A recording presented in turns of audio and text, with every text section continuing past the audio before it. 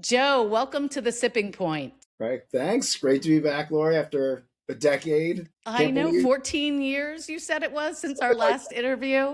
that's insane. Same We're show, still different here. decade. Yes, and we're still doing the wine thing. I don't know about you, but sometimes I'll run into people I haven't seen in a while and they're always like, "Are you still doing the wine thing?" And I'm like, "Yeah, why wouldn't I be?" Yeah, I get that all the time. I'm like, I'm hanging on as long as I can. Exactly. Well, I'm excited to catch up with you, but if folks are tuning in and they are not familiar with you, I gave them, your background, of course, at the top of the show. But tell us a little bit about how you came to make wine a career, because I know people are always fascinated about the origin story. We're not a dime a dozen. There aren't that many of us. So, how did you come to wine? Yeah, so I started as an avid consumer, really. Yuppie, professional, whatever. I want to spend my money, a little extra money on something before I had kids. Oh, okay, wine sounds good. I had always loved beer and tried brewing it. And so wine just sort of fascinated me. It's a natural extension. There's the hedonistic part of it's social lubricant and it's like a classy way to get laid or something. I don't know, whatever. But Love it. I loved the history, the culmination of all those different disciplines: geography, geology, farming, etc. And Hmm. I was fascinated by how deep you could go, and you just never ended. And I thought that was amazing. So I started taking the certifications and things like that. And as you mentioned, the world is actually, and wine is actually pretty small. People were very generous. And next thing I knew, I was starting a blog and meeting all these different people, et cetera, et cetera. So I had an opportunity to take a buyout, my corporate life, and I took it and basically then pivoted to the wine thing full time. I want to say Nice. that's the full time piece started around 2012, something like that. Really nice. We actually have kind of a similar story. Yeah. I used to be in tech as well and took a buyout while I was exploring wine. And then, I was a sabbatical, if you remember those. Yeah. Hey, I'm going to take 3 months off.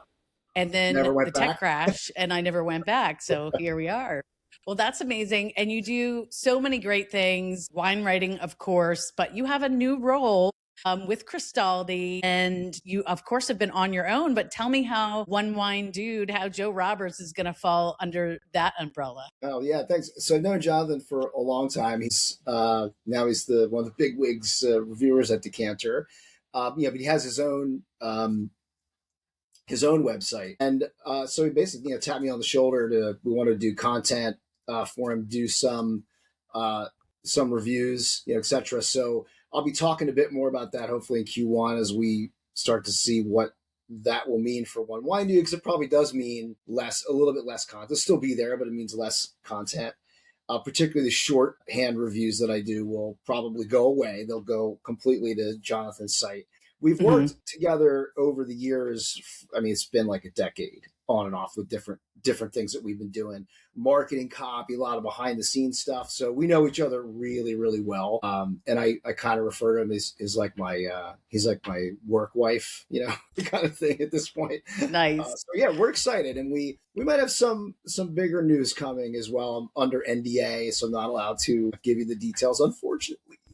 But watch this All right. space because we may see some interesting announcements coming shortly after Q1 next year.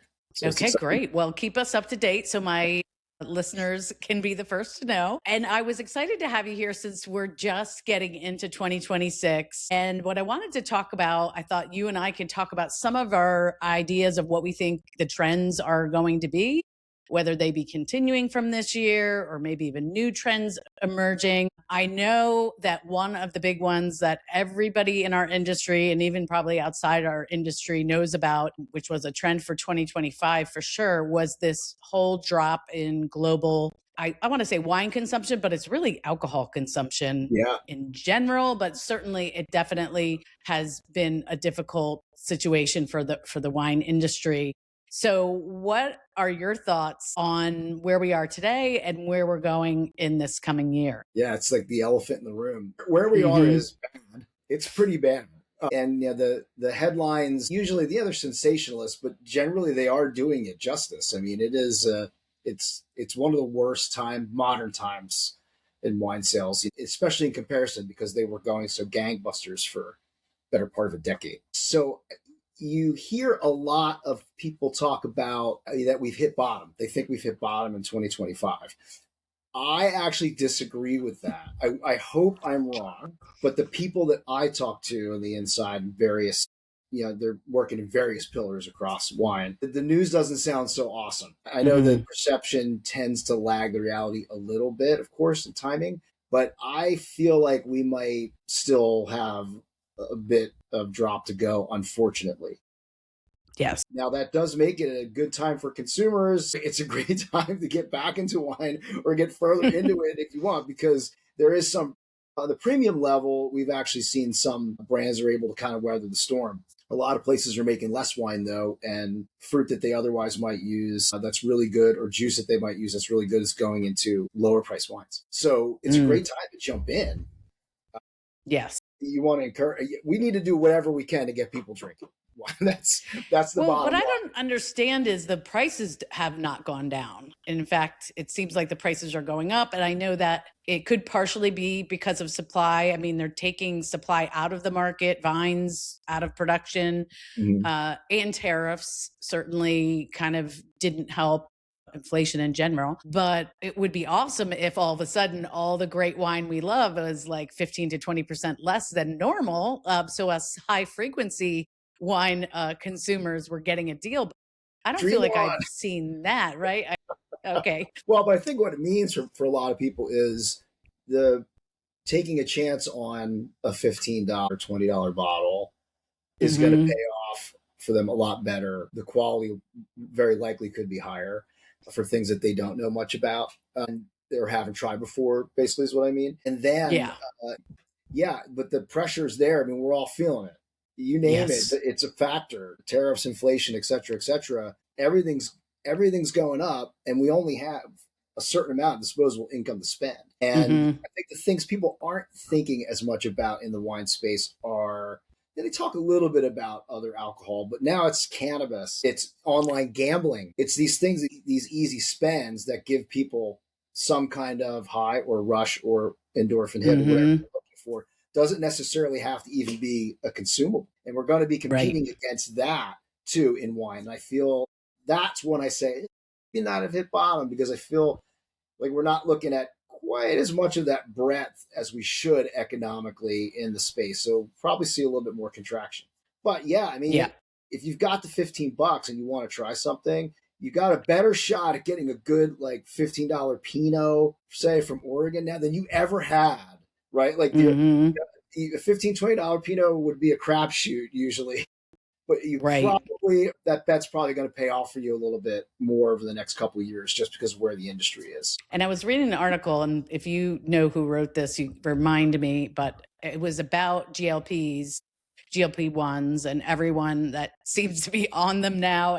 Everyone's getting so thin, and it makes people not want to eat, but it also makes people not that interested in drinking wine or, any of those things. And the writer was basically saying, this whole GLP-1 thing is taking away joy from people, the joy of food, the joy of wine, which, in this house, or a chef and a wine person, that's a big piece of joy. And yes, if you love those things, you try to make up with it with exercise, but hey, that's out there. Do you think that is playing into this whole scenario as well? Yeah, the health aspect, definitely. I've talked with like Laura Catena from Catena Zapata once, who's also trained as a medical doctor.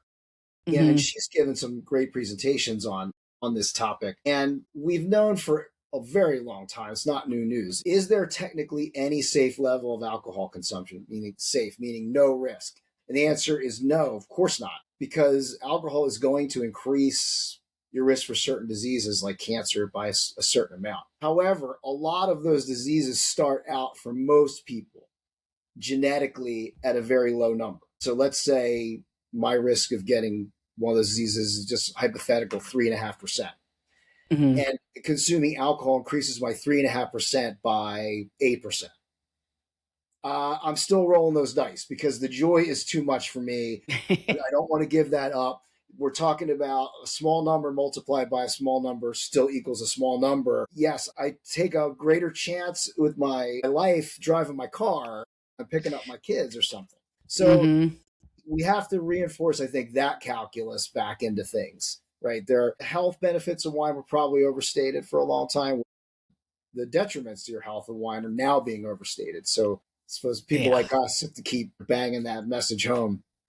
It's a pendulum, things go back and forth. And so we're in the back, and hopefully once we hit that rock bottom, as you said, we'll Hopefully. emerge out of it. Now, one trend I did not bring to the table, because I brought some wines here to get your opinion and your thoughts on trends that I see for the coming year. I did not bring it, but I think it's going to continue. I was just at the wine store today, and everybody seems, even the winemakers, the large winemakers, everybody's getting into the non-alc space Mhm. in some way. So I saw Josh is making a non-alc sparkling. Mianetto makes one, which is actually really good. I have yet to taste a red that I'm like super excited about yet. Yeah, same. But I think that is interesting. And I also think it's interesting that in France, they're in different places now, they're suing because they don't want people using the word. Let's say you made a non-alcoholic Chablis. Well, Mhm. that is not a Chablis, and they do not want that word on the bottle. So I think we'll see a lot of craziness with that in the Good coming point. year. That's got to shake out somehow, right? Because it's, Right. yeah, and you think, well, should I have to pay as much? But then you got to think about, well, it's probably made with alcohol and somehow de-alkalized, and alcohol is Yes. texture and flavor and chemical reaction, and you've got to reproduce some of that when you take it out. And how do you do Mm-hmm. that? It's a complicated space. They're only going to get better, and part of that's because they started out pretty bad. But as you said, there's some tasty ones out there, that you would, even wine pros would think twice. They go, wait a minute, oh, it's actually non-alc or de-alc. That's pretty cool. Right. Yeah. Well, speaking of sparkling wine, one of the trends, I'm calling it beyond Prosecco, that I see are just really people looking into other categories of bubblies. So I brought a premium cava from Segura Viudas. It's their Heredad Reserva. Yeah, I know it. Beautiful I know it well. Yeah, presentation, it's such a cool but bottle. it's cool bottle, but delicious wine. I mean, Cava has long been a place to go for affordable champagne style wines, totally different style than a Prosecco, but looking to premium versions versus maybe, going to champagne or, a higher priced domestic bubbly. What are your thoughts on sparkling wine? I never gave up on Kava, and I found I was sort of, it's sort of like in beer when I still like Hefeweizen, and people kind of poo pooed that for a long time. And to your point about joy, there's still Kava that brings me joy. Yes, I like. Mm-hmm. It's interesting that some of the Kava now they're experimenting with traditional French grapes, champagne grapes, Mm-hmm. in the same method again, but for a lower price. And yeah, I feel like the quality is just continually improved. And yeah, if you get the most mass produced versions, you're likely they're going to taste a little bit like baby aspirin or whatever that people complain about. But the ones that you like, the example you just brought up, they're quite good.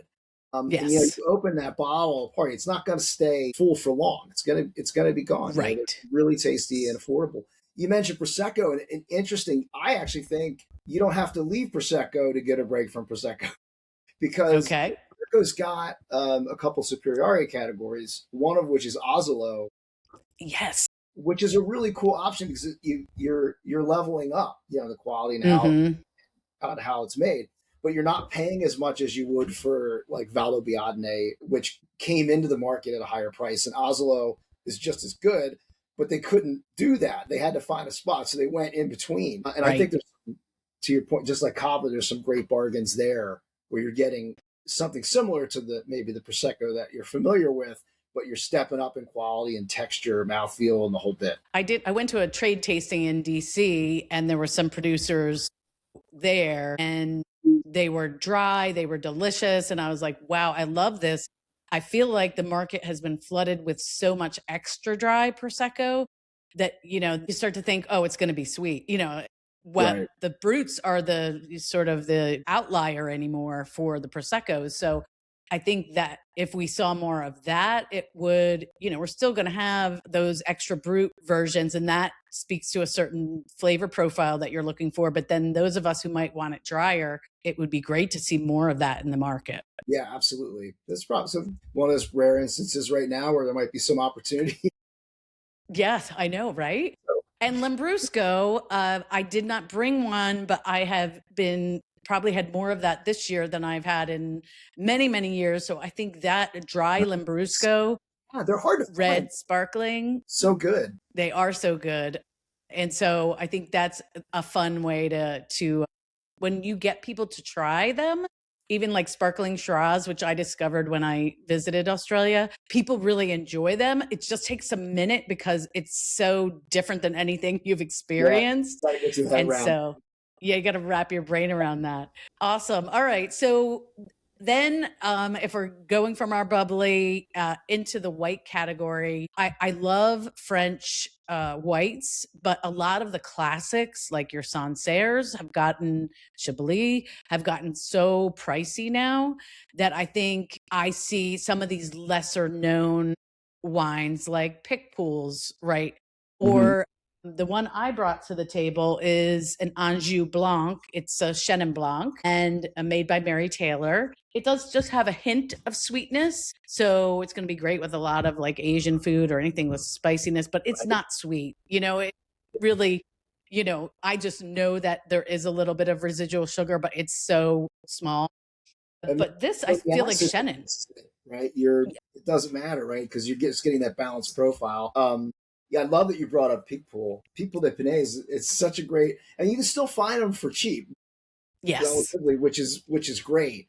But yeah, it breaks my heart on Sancerre, Chablis especially because I love those wines. Even like stuff that were fallbacks for me, they're really the price is really jumping up. And so to your point, people are interested in something that's got that citrusy, zesty feel. People's like, yeah, awesome choice.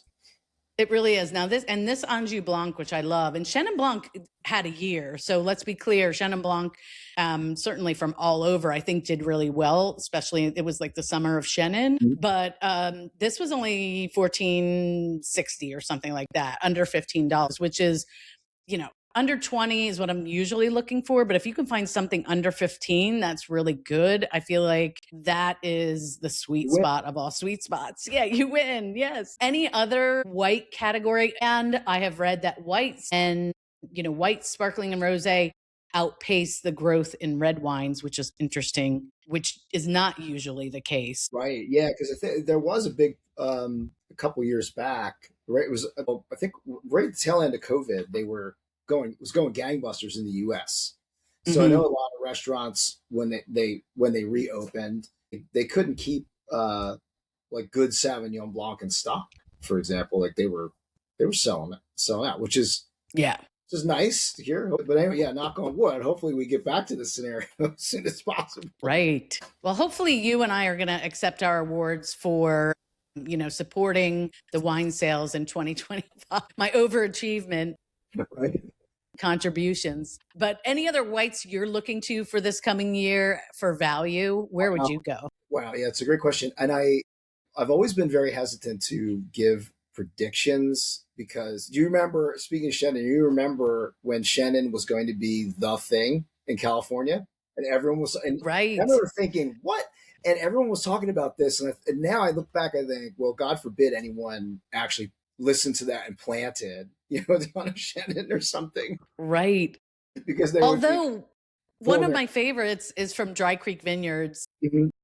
I had Kim Sarah Wallace on the show, and I absolutely love her Chenin. So there are really good ones made out there, but you're right. It didn't take on like wildfire for sure. Yeah, I would love, this is a personal thing. I would love to see Riesling make some form of inroad, comeback, anything. I mean, even if Finger Lakes is more or less given up on promoting, they're making this big Cab Franc push, which is great. Right. But I think, my God, they're such amazing wines. I had a magnum of Herman Weimer dry Riesling from 2008. Was my first daughter's birthday. I don't know. I forgot I had. I don't know where I bought. Like I must have bought it at the winery, but I don't remember any of this. And I remember pulling this out in the cellar, going, "Okay, this is, I don't know, maybe it was like her 10th birthday or something." And I thought, okay, well, is this going to be any good? It was unbelievable. It was so good. It was Hmm. absolutely fantastic. And I drank, I think I drank half that Magnum myself at that point. Like I couldn't stop. It was so It's good. delicious. Yeah, I would. I don't think it's going to happen, but I would love, love, love to see it. And I feel, again, if sales are depressed, one of the few areas where you might be able to find bargains would be there. Right. Dessert, when you have the people claim they don't like officially sweet wines, so this is probably an amazing time to try and look for sweet wines, or deals on them where you can find them. Uh, Hmm. if you're into that, I am. I want to tell you, I am. And I love dessert wines. I You love name it. that. You name it. I will try it. Ice wine, Okay. Sauterne, and Sauterne. yeah, Madeira. I mean, stuff's getting harder to locate, but if you can find them, this is the time to, if just try and strike a deal. If you go to a Yeah. wine market, if you're like, I wouldn't mind taking, half a case of Riesling, half a case of dessert wines, you're probably going to get a deal. You know what I mean? Yes, that's Like true. this guy or girl is going to work with you, right? And I Because feel like sell it. I never really got the port thing. I mean, of course, I studied it. I get what it is, the whole everything, but it never was like, oh, I really want to have a port until I had a vintage port that was 20 years age on it. Mhm. And I had no idea. It was like drinking a smooth red wine. It wasn't overly sweet. It wasn't Right. anything of what that's why people invest in age and and now I get it. That is, you're highly rewarded for waiting. I mean, it's a whole different animal. And so, yeah, I agree. There's a lot of exciting things that could happen. And Tell. just to, yeah, it Yeah. is to touch back on the Finger Lakes. One of the grapes, because we're going to talk about red in a second here, that they seem to be kind of promoting more than Riesling is, and let's see if I'm saying it right, is the Superavi or the Superavi Yeah. red grape. Yeah. And they have a festival every year for it up there in the Finger Lakes. And I know when I had Megan Frank from Dr. Frank on the show, we talked about theirs and that grape being so, people just loving it once they taste it. Very Now, cool climate variety, and takes a chill well in the glass. mhm. Yeah. Very And that tasty. is a perfect segue, Joe. Thank you. Because that is the other bullet point I had here for us to discuss. When I first started getting into wine after the KJ Chardonnay, thing, I was really into big, bold reds. So lots of Napa cabs, really big stuff. And now that, this is however, I won't say how many years later, now I really appreciate, of course, whites and rosé, lighter reds, and I feel like I enjoy those more on the regular. Yes, if I'm going to have a big amazing steak, I'm going to go for a bigger red. But I feel like a lot of people are looking for those lighter style reds, and especially ones that are chillable. Hmm. And I brought two to the table. The first one is a Chinon from Joseph Malot, Hmm. and I just haven't had Chinons in a few years. And this year I've kind of just gotten into like a thing with it. But I feel like the Loire Reds and Cabernet Francs, you mentioned it earlier, are a really fun way to go for a lighter red. And if you want to put a little chill on it, as long as it's this lighter style, then it tastes great. And it's What's your great. thoughts? I think that's perfect, and it's also super cool because if you're going to show up somewhere, the party, Yeah, whatever, with the Chenin, I mean, it's not. I can tell you, as the wine pro guy, if I'm at that party, I'm like, who brought this? Like, awesome job. Like, exactly. that's just like a cool thing because, yeah, I mean, you can get these nondescript red blends and things like that all day long, and that's fun. But yeah, Yeah. that's So that. I really enjoy this. And then the other thing that I've been drinking more of this year, including Nouveau, is, and everyone hates on Nouveau, but a Beaujolais, but this is a cru. So, of course, a little bit more serious, but this is a Morgon. And I think this is delicious. And it's They age exactly, beautifully too. Yes. More, I've had some that you would think you were drinking older Burgundy, like Premier Cru Burgundy or something. It's insane. Right. I feel partially responsible for the fact that I can't get affordable Cru Beaujolais anymore. For a decade I've been talking about how much I love Cru Beaujolais, and I can't go to a shop like in Pennsylvania and get one. Yeah, Hmm. it's barely get any. But you're right, they are creeping up. Um, Yes. like Moulin Avant, they're getting more expensive for a, but you're still they're still in the, I don't want to say $30, 30-ish. That's not Yes. too bad. But they used to be just the most screaming bargain out there for Northern France. Right. It's a shame that the prices kind of jacked up accordingly. I'm partially responsible probably for years. I'm like, this stuff is so great. I want to drink it all Yes. the time. But I love it. And yeah, and you're right. They're so versatile. Take a chill well. Hmm. They're Food friendly. I love friendly, that. acid, peppery, and they're not, as they age, they do get more complex, but they're not the most complex wines to get your head around, right? Because Hmm. there is complexity to a lot of them, but they're usually not like crazy exotic. There might be a little earthiness or whatever, but other than that, so it's a good one for people who aren't familiar with French And wines. You can really get your head around the flavors, the vivacity. Yeah, so And nice. I had Andrea on from George DeBuff the day before Nouveau, and we were, of course, talking about Nouveau, which is fun. I mean, your expectations should be like this is fun and fruity and something that you have around the holidays. But Yeah, we also were talking about the crew that they have in their lineup. And she was saying that Gamay, which is the main red grape of Beaujolais, has really gotten a name for itself because of the whole natural wine movement. And yeah. that even other regions that make Gamay, say in the US or other places around the globe, Gamay, the sales trends are quite strong because people associate it and they've tasted it. And, there's a lot of natural producers. And so she did confirm what you're saying that, she said that's the one thing that's working. Well, that simultaneously warms my heart and pisses me off because it's like so great to Right. see it successful, but then it's like it doesn't have time for me anymore.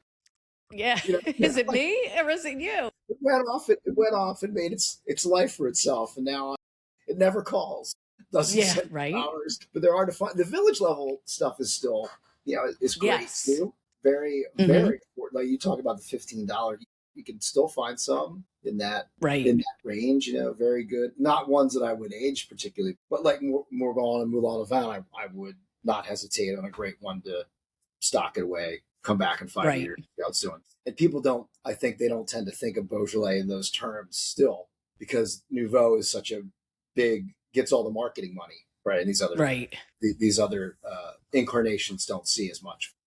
And I Yeah, guess I've really love been that pick. favoring Love French here. So we had some Spain in the mix, but Mhm. I will say in this chillable red category, I saw and I pick up frequently something like a frappato from Yeah, Sicily. I think yeah. that's really fun and people should seek that out. And then today I picked off the shelf a Pinot Noir from Patagonia. And I think it was around 15. So, Yeah. haven't tried it yet, but I'm excited, because people will often ask me, what's a great $15 noir? And I'm like, you're kind of, asking for something that doesn't always exist. Right. And so I'm excited to, find those weird places Yeah. where maybe we can find some Pinot that's under $30. Yeah, I Uh, think another spot to start looking out for is there's some higher elevation planting starting to happen in the Alentejo in Portugal. Now, okay. those they're not going to be $10-15 wines, be a little more expensive, but Hmm. some very interesting things are going on there, and generally they're saying, okay, well, there's global warming or a hot area in the country, an arid area. To get a maybe more vivacious profile, we're going to start to plant a little higher. We're looking for hills, looking for other areas of plant. So it's interesting because you think of Portugal, there's wine everywhere. It's the home of the second. I have Uh, been and I love it. So much great value over there. It's right, it's incredible. amazing. And you think, wow, well, it's not an enormous country. It's got the second highest number of indigenous grape varieties in the world for one nation. Hmm. You think, well, there can't be a lot of area left to explore, because they grow all these different styles. They're growing wine all Right. over, grapes all over the place there. And yet here we are in Alentejo, we're seeing like they're going for different terroir to get a different expression. So I think that might be fun. I'm not going to officially call it a trend for 2026, but it's a really fun thing to start to look at and Hmm. just keep tabs on if you're a wine lover, because you'll start to see, I think, more producers venturing into that space and offering kind of something you wouldn't think you would normally be getting from a warmer, drier region. You're thinking more big and fruity wines, and that's still their bread and butter. But there are these Yes. really interesting, vibrant, textural wines happening in the hillsides. It's still small, but I'm looking forward to seeing where that goes. Absolutely. Good point. Now, if people are, hopefully everybody gets a little something to put on their list to try out here in 2026. But if people are looking to learn more, you have a new book about winning at wine. So tell me a little bit show us your book. There you go. How to win Don't at drink and wine. drive, by the way. That there's a disclaimer in the introduction. So this is interesting. This was not my first couple books I released right when COVID lockdown hit in 2020. So I didn't do any promotion for those, obviously, and those were a little more traditional publishing. This one, I literally sat down and again, we just talked about how do we get people to just go with wine at all, right? Like just drink it, just please Hmm. come to us. And I thought, well, one of the things that we need to do is keep encouraging folks to not be embarrassed. And I can't tell you how many friends would talk to me and say, well, I found this wine. I really love it. It's like $15. And I buy like half a case at a time. But I'm like, it's only $15. So I'm actually embarrassed to tell you about it. I'm thinking, you just won. You won. And Hmm. that got me on this thing. Well, how to winning. These are all like trendy things at the moment. And I was like basically sitting down for one wine dude to write an op-ed piece, and it just got completely out of control. Okay, and it turned into a full. What eventually I thought, well, it's a full-fledged book at this point. And I said, you know what? I'm not even going. The publishing model in general is so busted and weird. I said, Hmm. I'm just this is just going to go up on Amazon, and it's just going to. I'm just get it out there. I want to see if people react, let them have fun with it. But the entire idea behind this book is an extended sort of op-ed, not just on hey, it's okay to like what you like, but then how do you get from a point of okay, well, I'm reasonably familiar with my tastes. How do I translate that into ordering a wine from a menu, picking up a wine at the Hmm. shop? So this book is really meant to be a partial how-to on to help you get to those points without it having to be a jumping off point into all the other awesome stuff about wine that so ends up being amazing but so intimidating for everybody who doesn't know it. My first Hmm. book, the Wine Taster's Guide, it's a little more traditional in a sense because it goes into all that stuff. How do we taste? What are the major things that everyone wants to know about grape varieties, styles, regions? The twist on it was we said, okay, we're going to teach you about that by drinking. You get to do the best part. Okay. So Yes. drinking and tasting, and you'll learn on the way, you'll start to, that's your launching point to jumping into this depth and breadth that is so magical about wine, but is so overwhelming at first. This thing has nothing to do with any of that. This is literally just you find what you like, drink what you like. You know what? If you want to join us on the nerd side of the table eventually, that's great. But you do not have to do that at all to Hmm. get pleasure out of this. And so is this this is in a way my response, visceral response to fight for wine in the dark times of wine sales being down and that sort of thing. So that's really where This it is came. like your Jerry Maguire manifesto or Yeah, something. yeah. In a lot of ways, show me the glasses, Show me the money. show me the bottles, and So it just kind of got out of hand. It's funny because after doing that and thinking, wow, what a pain in the ass that was, to like turn that into a book. I immediately started on another book. Glutton for punishment. I should be getting that one out hopefully Q1 in 2026. But that book is completely different than this one. It's called The Algorithm in the Vine, and it focuses on how AI is impacting the wine industry across the whole thing. Interesting. Much more of a, I like to say, CNN level text, intellectual type of treatise, footnotes, and the whole bit, sourcing. Hmm. So again, a completely that's been fun this year to essentially, I wrote books in a certain style, and then I wrote this one in a completely different style, and then I Hmm. immediately jumped into another one that's a completely different style. So as a writer, that's just been a lot of fun, and I don't think I'll be writing another book for a little while. Take a break, I do need a some break. tasting. I love it. Well, if people want to connect with you, find out about the book, read what you've been writing lately, what are the best places for my listeners to go? Oh, go onewinedude.com. That'll take you anywhere else that you want to go. Now I have a 17-year-old and a 14 and a 4-year-old. So I am not very active on social at the moment. So yes, I'm on all the channels, but some of them are just hopelessly ignored at the moment. Hope to Hmm. get back. But onewinedude.com is usually now the place.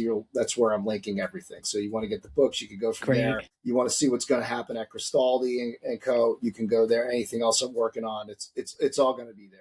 Plus my occasional feature and my crazy style and my house style of writing and my crazy op-eds when they don't turn into a book.